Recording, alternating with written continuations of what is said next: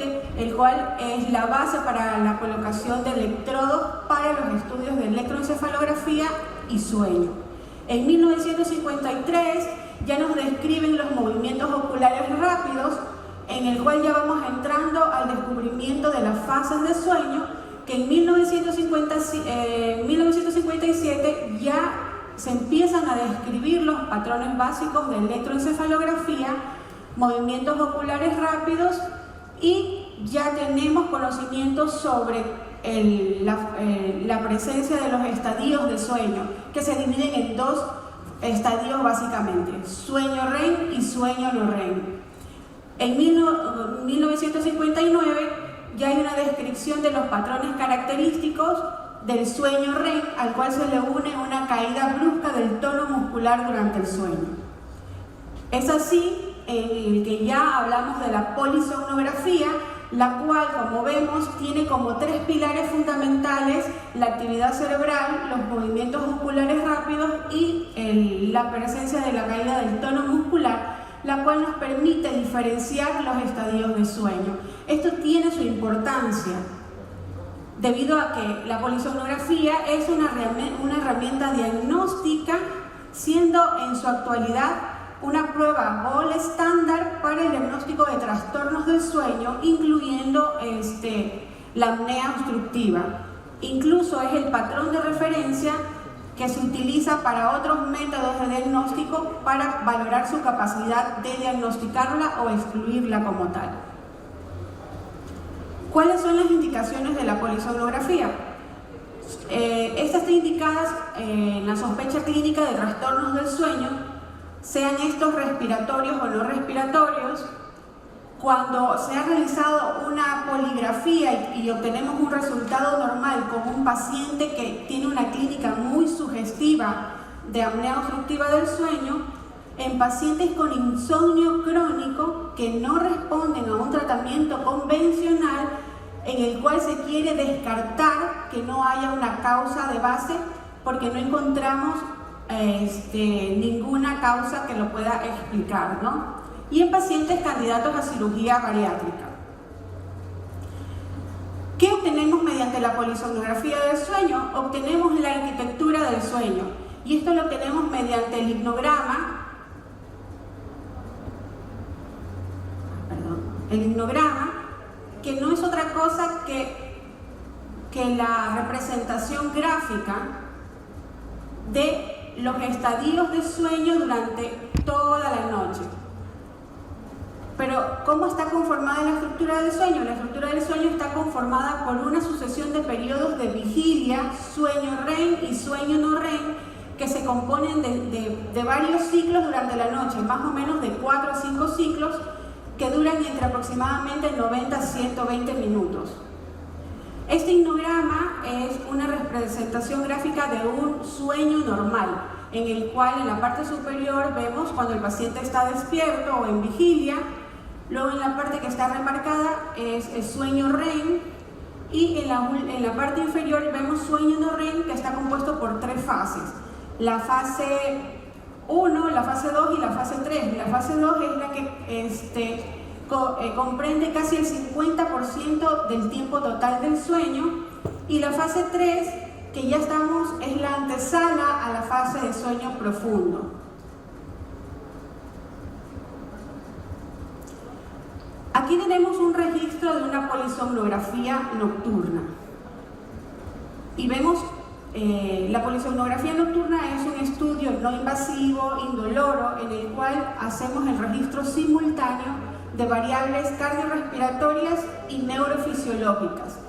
Dentro de las variables que nosotros obtenemos en el registro simultáneo, tenemos los movimientos oculares rápidos, la actividad cerebral, en el cual podemos detectar los estadios de sueño, el sensor de ronquido, electrocardiograma, el flujo oronasal, los movimientos tóraco-abdominales, electromiografía a nivel de miembros inferiores y a nivel de mentón, saturación de oxígeno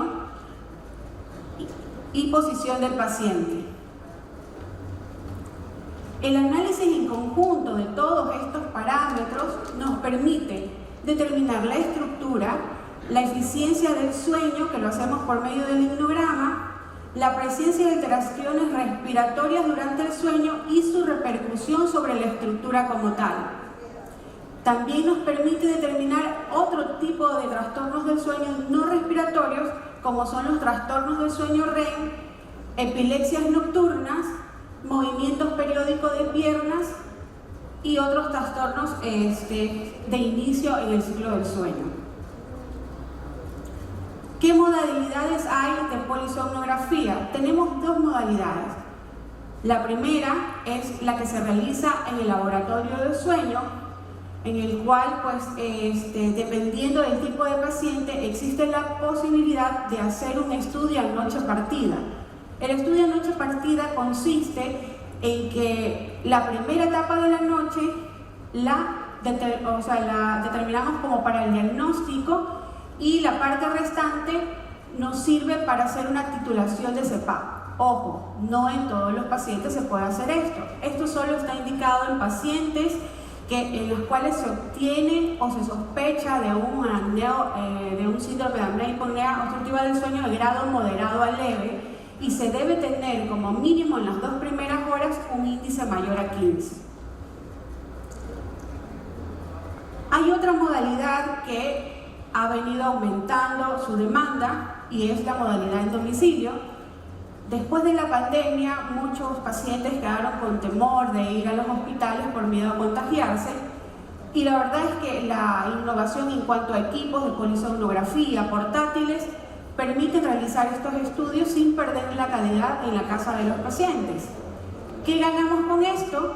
Pues que disminuimos el efecto de primera noche. El efecto de la primera noche se da en la mayoría de pacientes, no en todos, que es que el paciente no puede dormir en otro lugar que no sea su casa. Algo que realmente repercute de forma importante al momento de obtener un registro valorable. ¿Cuáles son los requisitos para la validez de un registro polisomnográfico? El primero, y como todo tipo de estudio, la polisomnografía debe ir con una entrevista previa al paciente, porque de esta manera podemos conocer las características del cuadro clínico y podemos ir planteando el protocolo a seguir con ese paciente. Por ejemplo, es un paciente que viene solo con una sospecha de una enfermedad obstructiva durante el sueño, pues yo sé que voy a usar un protocolo solo con parámetros cardiorrespiratorios y 2 o 4 canales de electroencefalografía. Pero si en la consulta el paciente me dice que además de sospecharse de un trastorno respiratorio durante el sueño, es epiléptico, pues yo ese protocolo lo tengo que modificar y tengo que ampliar los canales de electroencefalografía para ver todo en conjunto. Como antes lo han dicho, un paciente con sospecha de trastorno respiratorio del sueño no se ve simplemente la parte respiratoria, hay que verlo de forma integral, porque muchas veces ese tipo de pacientes vienen porque su cardiólogo ha visto que no se puede controlar su tensión arterial a pesar de que es un buen cumplidor con la medicación, o un paciente epiléptico que toma su medicación, que cumple muy bien con todas las normas establecidas, pero que tiene crisis a repetición, entonces hay que ir descartando. Una vez obtenido el registro polisomnográfico, la eficiencia del sueño de ese estudio debe ser igual o mayor al 80%.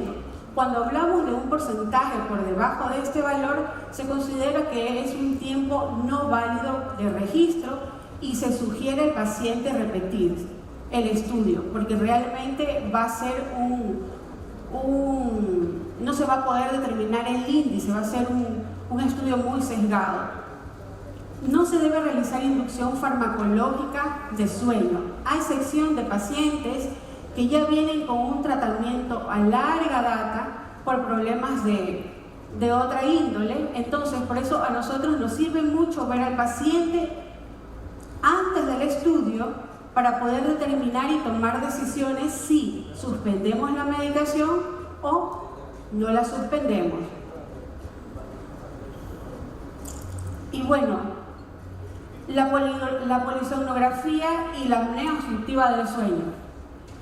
Cuando ya obtenemos el registro, el análisis de este registro debe hacerse de forma manual, seleccionando uno a uno cada uno de los eventos, viendo sus respectivas características si cumplen o no los criterios establecidos para diagnóstico de apnea obstructiva del sueño.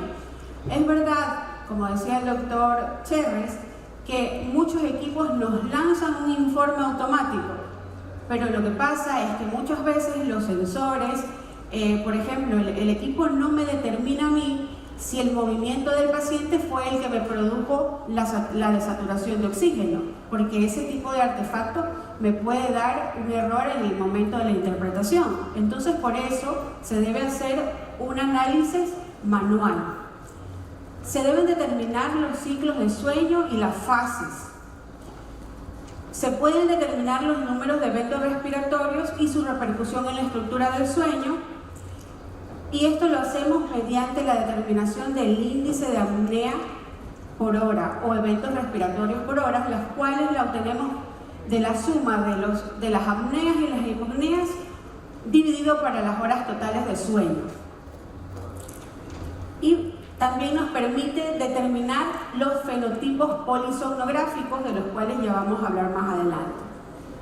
Entonces, según la Sociedad Americana del Sueño, según el índice podemos determinar un AOS leve, moderado o grave, pero no solamente el índice nos marca la gravedad de la enfermedad. Hay otros factores que hay que tomar en cuenta.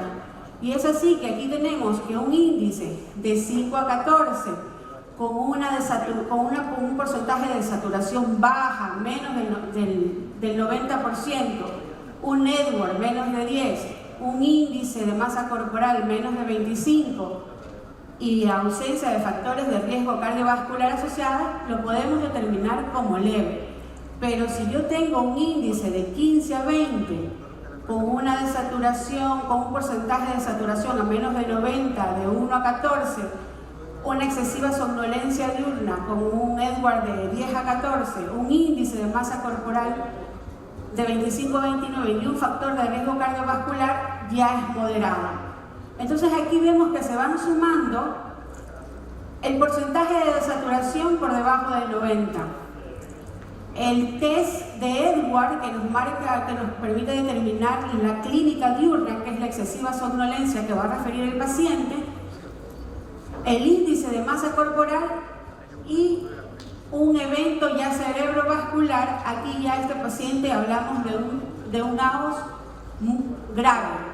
Cuando obtenemos un índice mayor de 50, una desaturación mayor de 30, un Edwards mayor de 20, un índice de masa corporal mayor de 40, ya hablamos de un grado muy severo.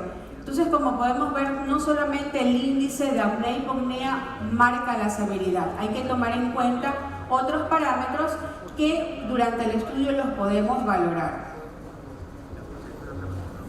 Aquí observamos un registro polisomnográfico. La parte superior vemos el himnograma en el cual ya están detalladas las fases de sueño. Aquí está el paciente despierto, hace fase de sueño no REM, fase 1, vamos a fase 2. Estas puntas que notamos aquí son los microdespertares que ya vamos seleccionando.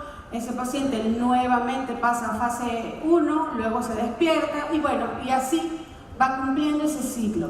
En este paciente no vemos sueño REM y no vemos fase 3 de sueño, que son, la fase 3 de sueño es la antesala al sueño REM. Aquí podemos observar los periodos de atenuación de la señal del flujo buconasal, que va seguido de microdespertares, ronquido, movimientos de miembros inferiores y las desaturaciones. Esto tiene una duración de más de 30 segundos. La pantalla que estamos viendo está más o menos en una pantalla de 240 segundos, está más comprimida. Esto es lo característico. Esto es lo que lo vemos y hasta el que no sabe dice, sí, ese paciente tiene una apnea obstructiva del sueño y bastante severa. Pero ¿qué pasa cuando vemos que no cumple los criterios establecidos para una apnea obstructiva del sueño? Al igual que la clínica del trastorno respiratorio es heterogénea, también nosotros tenemos unos fenotipos polisomnográficos. Y es así que tenemos un AOS posicional, un AOS predominantemente en fase REM y otros fenotipos que se han analizado con otras variables. Aquí tenemos un AOS posicional, como su nombre lo dice, es una apnea obstructiva del sueño dependiente de posición que solo se presenta en decúbito supino. Estos pacientes suelen ser varones, tienen un índice de masa corporal bajo, además ocurre más en la fase REM y por lo general se obtiene un índice bajo que no supera los 15 eventos por hora. Aquí vemos el microdespertar, la atenuación de la señal de base, pero no vemos una desaturación importante, a diferencia de este registro. Tenemos el AOS predominantemente en fase REM.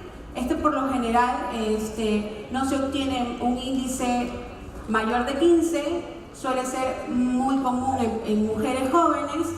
Polisomnográficamente obtenemos un tiempo de sueño disminuido con una eficiencia de sueño bajo y un porcentaje bajo de sueño REM.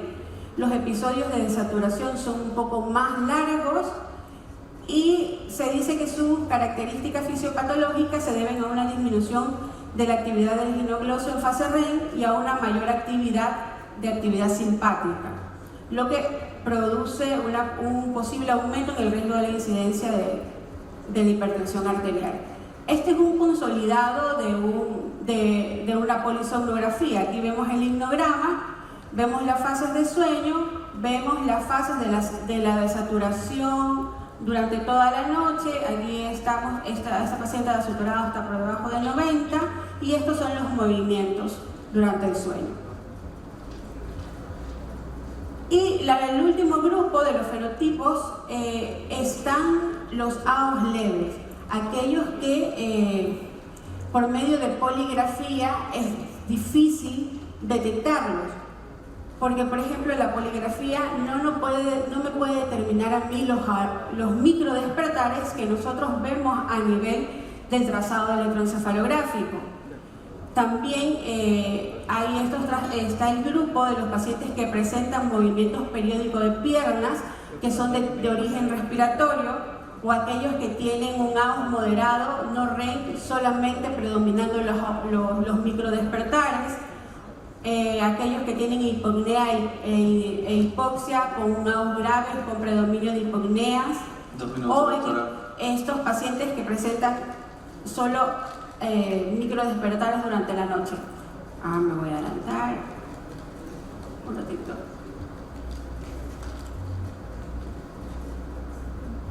Aquí vemos dos registros, un AOS severo en el cual se remarcan claramente los eventos de apneas que se cumplen característicamente con un aplanamiento del flujo oronasal, microdespertares, movimientos de miembros inferiores, desaturaciones, y que se repite cíclicamente durante toda la noche, viendo aquí remarcado, lo que ven en amarillito, un episodio corto de fase REM. Acá vemos en cambio un AOS leve en el cual el aplanamiento del flujo orobucal no es muy marcado, las desaturaciones tampoco, pero tenemos microdespertares y todavía conservamos algo de sueño REM. Cuando ya obtenemos el registro, debemos enfocarnos en hacer un informe que sea claro y preciso para el médico peticionario. Responder la pregunta, ¿tiene o no tiene un trastorno respiratorio del sueño? Y aparte de dar los gráficos que sustentan aquello que nosotros ya hemos obtenido durante el registro, pues se hace una descripción en cuanto al procedimiento que se ha hecho. Este es un video. A ver si se puede. No se puede. Ahorita sí se puede.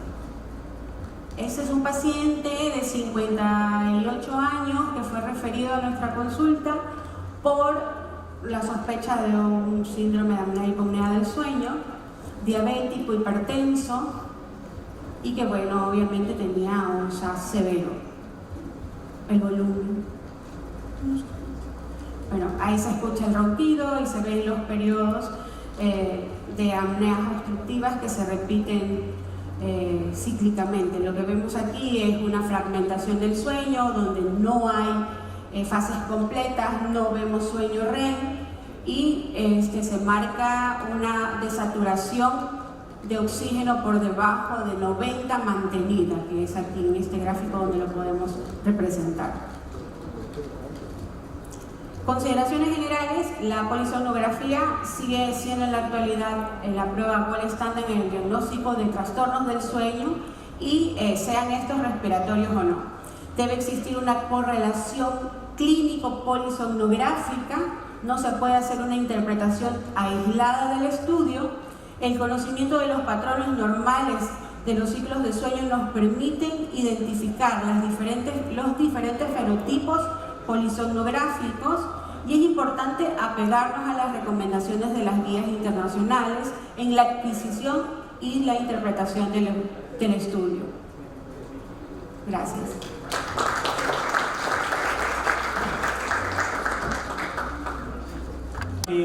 La cirugía maxilofacial ofrece el tratamiento de apnea obstructiva del sueño con su procedimiento cirugía ortognática. ¿Pero qué es la cirugía ortognática? La cirugía ortognática es una cirugía correctiva donde nosotros movemos o modificamos la posición de los maxilares. Y al modificar esta posición de los maxilares, hay otras estructuras aparte de los maxilares que se modifican. Como por ejemplo la articulación temporomandibular ocupa una posición distinta, los tejidos como lengua, amígdalas, adenoides tienen mucho más espacio dentro de la boca para poder ocuparse y los tejidos blandos del paciente mejoran enormemente. Entonces, y dentro de la literatura explican que mientras más espacio hay dentro de boca, también las vías aéreas mejoran. ¿Ok? Ahora, toda esta charla está basada en un sinnúmero de papers y publicaciones alrededor del mundo, donde indican que la cirugía ortognática es uno de los mecanismos ideales, o mejor dicho, es un procedimiento ideal para reducir la apnea del sueño en los pacientes o eliminar este problema. Pero los pacientes llegan a la consulta por un motivo y realmente me han llegado pacientes derivados de otorrino donde indican que ya vienen con polisomnografías previas, donde nos indican que tienen una apnea obstructiva, pero nunca llega un paciente a consulta de un cirujano maxilofacial o de un ortodoncista donde indiquen que tiene problemas de las vías aéreas. Realmente el primer motivo de consulta en nuestra área de cirugía maxilofacial es la maloclusión. El paciente indica que tiene una mala mordida. Entonces, nosotros tenemos que ver todos los problemas que estos pacientes tienen. Y uno de los problemas, como les dije, es la maloclusión. Tienen una mala posición dental. Y acompañada de esta mala posición dental, nosotros siempre hacemos un estudio previo tomográfico donde hacemos filtros de tejidos y podemos ver todas estas alteraciones morfológicas que tiene el paciente en su tejido duro. Ojo, estas alteraciones son muy variantes. Hay muchas alteraciones y formas en posiciones de sus maxilares, los cuales provocan en ocasiones disminución del tamaño o del espacio intraoral de los pacientes. Por ejemplo, este paciente, si ustedes le ven la alteración ósea que tiene, la pérdida de línea media superior, la mandíbula, la línea media mandibular inferior, o sea, todo desviado, tiene una laterognasia. Nosotros mandamos esto a un mundo virtual para poderlo estudiar mucho más. Un segundo motivo de consulta a estos pacientes en el área de cirugía es el dolor de articulación. Sí, los pacientes muerden mal, porque tienen una mala función, no muerden correctamente. Y claro, al no morder correctamente, comienzan a tener dolores musculares, dolores articulares. Si tenemos un pie más pequeño que otro o no caminamos de forma correcta, con el tiempo, con los años, nos va a doler las rodillas, nos duelen las caderas, nos duele la espalda. estos pacientes que tienen años con alguna disarmonía o alguna deformidad facial porque su tejido óseo no ha crecido de forma normal, es lógico que va a tener una alteración y más que todo un dolor en su articulación. Casi todo paciente que tiene una disarmonía dentofacial tiene dolor articular. Entonces nosotros tenemos que evaluar todos estos detalles en el área de cirugía maxilofacial, cómo están las articulaciones de los pacientes, si tienen algún tipo de patología que provoca un agrandamiento de ciertas zonas de la articulación o tiene reabsorciones articulares. Otra tercera razón por la que el paciente viene es que no se ve bien. O sea, el paciente viene a la consulta y dice, "Doc, no muerdo correctamente". ¿Ok? Y uno tiene que elegir o va al ortodoncista, mejor dicho, va al ortodoncista para que corrija su mala oclusión, pero a veces esa oclusión o su mordido o el problema no solo son los dientes, también son los huesos. Y como son sus huesos, necesitamos hacer un estudio completo. Ahí es donde utilizamos la cirugía ortognática. Pero estos pacientes también dicen, no me siento bien, no me veo estéticamente agradable. Hay algo en mi rostro que es distinto. Mi mandíbula está desviada, mi maxilar superior está mucho más atrás, cuando sonrío se me ve mucha encía. No entiendo esos factores. Entonces, nosotros buscamos siempre hacer un análisis en todos estos pacientes, a ver dónde están estas deficiencias. Y por ejemplo, si ustedes pueden observar a este paciente, cómo en su tercio inferior casi no tiene tercio inferior, tiene muy deficiente el tercio inferior, casi no tiene cuello, y si le hacemos todo un estudio a este paciente, ya lo van a ver, tiene seguro una apnea obstructiva, bueno, se le hace una polisomnografía, no duerme bien. Este otro paciente igual, déficit del tercio inferior, sonrisa gingival. Acá, este paciente con un tercio medio deficiente, aunque parecería que la mandíbula es la que tiene un exceso, pero no, es el maxilar. Entonces nosotros realmente evaluamos, o el motivo de la consulta de los pacientes son estos tres factores. Y la vía aérea es, la estamos evaluando ahora, realmente tenemos unos 5 años, o sea, mejor dicho, hace 5 años atrás, no evaluábamos tanto la vía aérea. Nosotros hacíamos que el paciente se vea bien, muerda bien y tenga una función correcta. Ese era el objetivo realmente de la cirugía ortognática. Pero nos hemos dado cuenta, al pasar los años, que es muy importante su vía aérea y cómo se va a sentir el paciente después de la cirugía. Y siempre les muestro esto al paciente. Miren, esto es una vía aérea de un paciente de 75 años.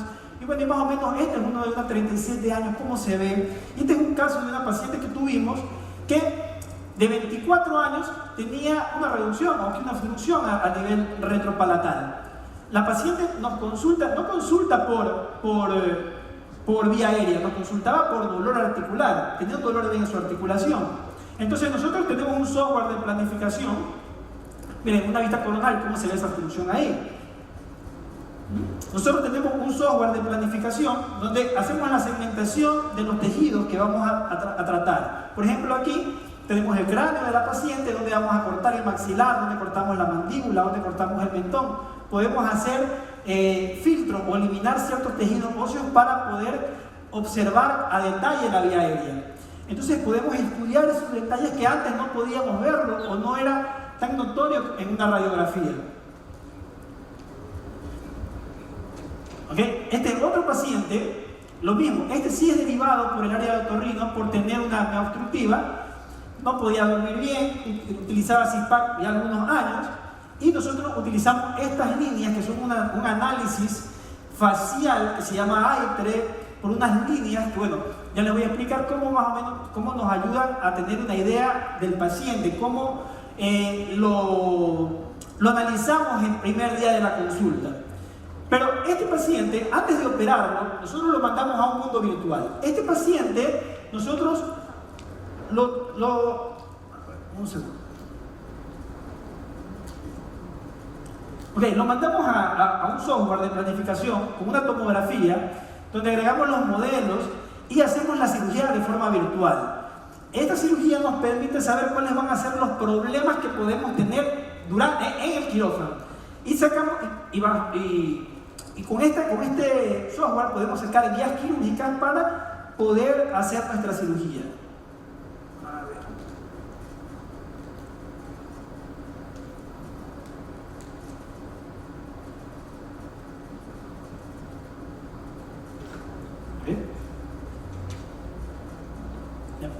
Y aquí pueden ver los movimientos que nosotros deseábamos realizar. Queremos hacer maxilar, mandíbula y mentón. Y al llevar todo este segmento del paciente más hacia adelante, claro que las estructuras blandas van a tener mucho más espacio. Aquí están las vías aéreas del paciente. Miren que al llevar todo esto hacia adelante, pues va a tener mucho más espacio. Ya vamos a verla mucho mejor más adelante. ¿Okay? Entonces, ¿qué ocurre? Cuando el paciente llega a nuestra clínica, nosotros lo revisamos en todos los aspectos. Buscamos que el paciente, después de nuestro procedimiento, de nuestra cirugía ortognática, tenga una vía aérea estable, una vía aérea amplia, una articulación en la posición que le corresponde. Todo paciente que tenga una disarmonía dentofacial tiene problemas articulares porque no muerde de forma correcta. Entonces tratamos que después de la cirugía termine su articulación en algo que se llama relación céntrica, que muerda correctamente. Claro está, que sus dientes tengan una armonía, su maxilar superior y su maxilar inferior muerdan de forma correcta y armónica y que tengan una función adecuada. Y buscamos que su armonía facial sea perfecta, que se vea bien el paciente. Y siempre, hoy en día, priorizando la vía aérea. Entonces, ¿qué utilizamos o qué hacemos nosotros en nuestra consulta para saber cómo evaluamos al paciente en una primera consulta? Nosotros utilizamos este pivot, le hacemos una foto lateral. Ojo que el protocolo fotográfico es un mundo. O sea, nosotros estudiamos protocolo fotográfico, posición natural de la cabeza y realizamos estas líneas. Estas son una línea que se llama línea Gold o la línea de la vela, una línea que pasa por la frente de la paciente, otra línea que pasa por la pupila de la paciente y entre estas dos líneas lanzamos otra tercera línea que sirve para el diagnóstico, ya lo van a ver. Y luego copiamos dos líneas más adelante haciendo paralelas a estas de aquí. Ahora, ¿para qué sirve? Si ustedes observan, la primera línea, que es la vela, tiene que pasar por el incisivo central. Si un paciente tiene el incisivo central, si un paciente tiene el incisivo central por detrás de esta línea de la vela, entonces tiene una retrusión maxilar, no tiene su maxilar en posición. Esta segunda línea, que es la línea pupilar, esta línea nos ayuda a determinar qué tanta proyección tiene el paciente de su malar. Si su malar está por detrás de esta línea, nosotros estaremos pensando que el paciente tiene una retrusión maxilar. Luego tenemos una tercera línea que al hacer filtro de tejidos podríamos darnos cuenta con la tomografía que el incisivo inferior del paciente debería estar acá.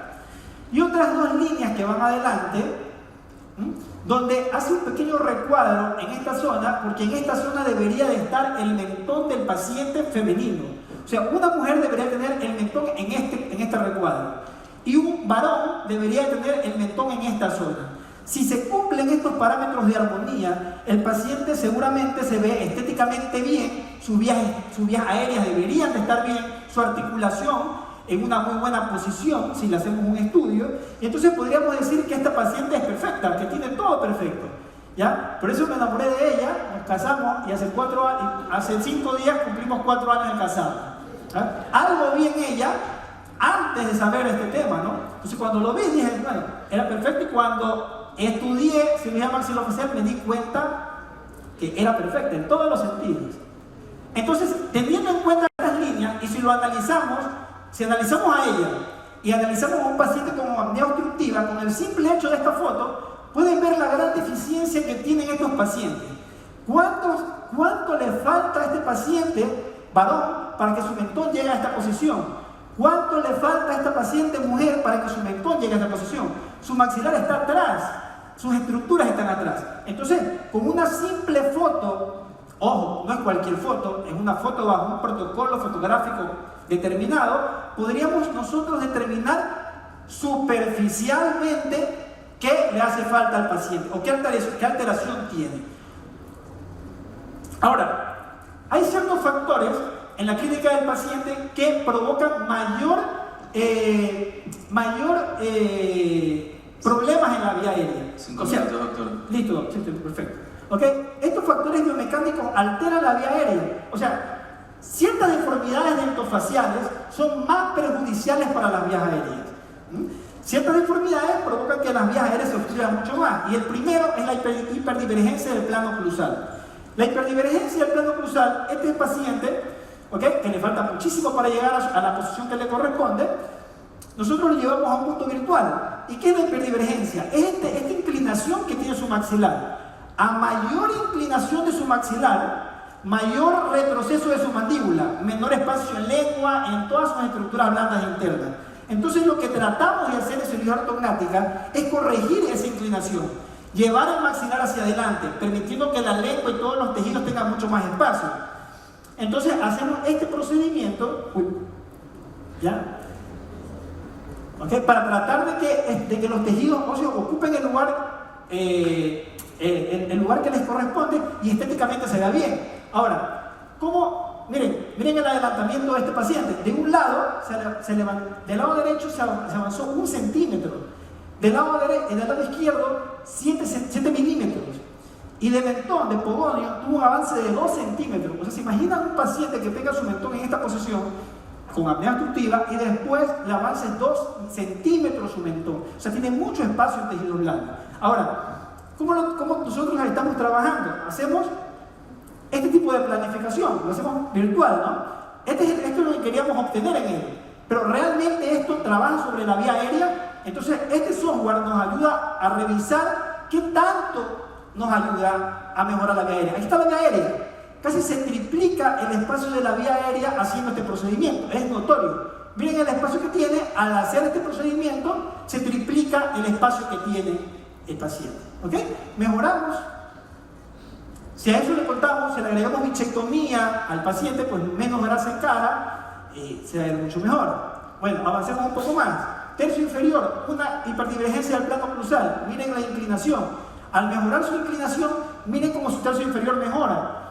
Un paciente con un tercio inferior mucho más formado, se ve mucho mejor, se siente mucho más cómodo. Bueno, avancemos. Otro segunda disarmonía dentofacial que provoca alteraciones en los pacientes es la retrusión maxilar. Un maxilar o una mandíbula atrás es lógico que no va a permitir que las estructuras blandas internas en boca tengan el espacio suficiente, se van a ir atrás.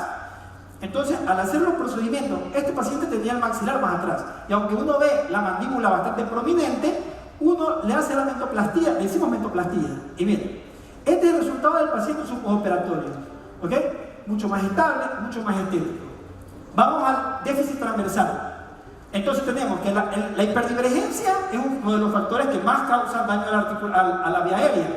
El retroceso del maxilar también causa daño a la vía aérea. Y claro está, el déficit transversal es otro, que es el que tenemos aquí. Cuando son niños y a veces tienen síndrome o se chupan mucho el dedo o mucho biberón, tienden a tener una disarmonía o un colapso transversal de su maxilar. ¿Ya? Ellos necesitan estimulación con ortopedia, hay muy buenos ortopedistas, la doctora Ivonne, que va a hablar después de mí, les va a explicar. Ellos necesitan esta estimulación, nosotros podemos ayudar a veces con procedimientos, con un sarpe o marpe, que es fracturamos la mitad del maxilar para que lo logren expandir. Esto necesita ayuda desde niño, necesita ser tratado desde niño. Pero bueno, estos son los problemas, ¿no? Hiperdivergencia, la reclusión, el problema transversal de los maxilares y por último el exceso de tejido blando. El exceso de tejido blando, mientras más una macrología, una lengua muy grande va a ocupar espacio en boca, el paciente se le va a dificultar respirar. Ojo, aumento de volumen, el paciente tiene un aumento de peso, ¿no? Claro que hay otros factores. Ojo, los problemas de disarmonía dentofacial son multifactoriales. Aquí, aumento de peso. Le iban a poner una prótesis de mentón. Nosotros hicimos cirugía no ortognática, hicimos una mentoplastía.